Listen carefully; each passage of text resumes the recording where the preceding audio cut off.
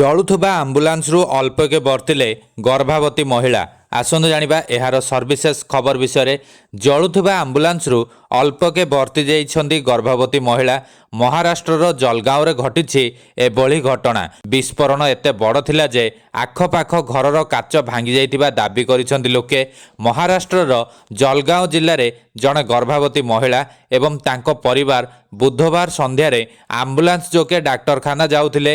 ଇଞ୍ଜିନ୍ରେ ନିଆଁ ଲାଗିଯାଇଥିବାର କିଛି ମିନିଟ୍ ପରେ ଭିତରେ ଥିବା ଅମ୍ଳଜାନ ସିଲିଣ୍ଡରଟି ଫାଟି ଯାଇଥିଲା।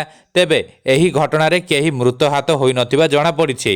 ମିଳିଥିବା ସୂଚନା ମୁତାବକ ଆମ୍ବୁଲାନ୍ସ ଗର୍ଭବତୀ ମହିଳା ଏବଂ ତାଙ୍କ ପରିବାରକୁ ଏରାଣ୍ଡୋଲ ସରକାରୀ ଡାକ୍ତରଖାନାରୁ ଜଲଗାଁଓ ଜିଲ୍ଲା ଡାକ୍ତରଖାନାକୁ ନେଇ ଯାଉଥିଲା।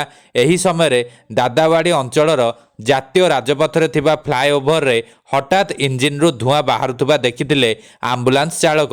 ଏହା ଦେଖି ସେ ତୁରନ୍ତ ଗର୍ଭବତୀ ମହିଳା ଏବଂ ତାଙ୍କ ପରିବାରକୁ ଆମ୍ବୁଲାନ୍ସରୁ ଓହ୍ଲାଇବାକୁ କହି ନିଜେ ବାହାରକୁ ବାହାରି ଚାଲି ଯାଇଥିଲେ। ସମସ୍ତେ କିଛି ଦୂର ଦୌଡ଼ି ପଳାଇବା ପରେ ଆମ୍ବୁଲାନ୍ସରେ ନିଆଁ ଲାଗିଯାଇଥିଲା।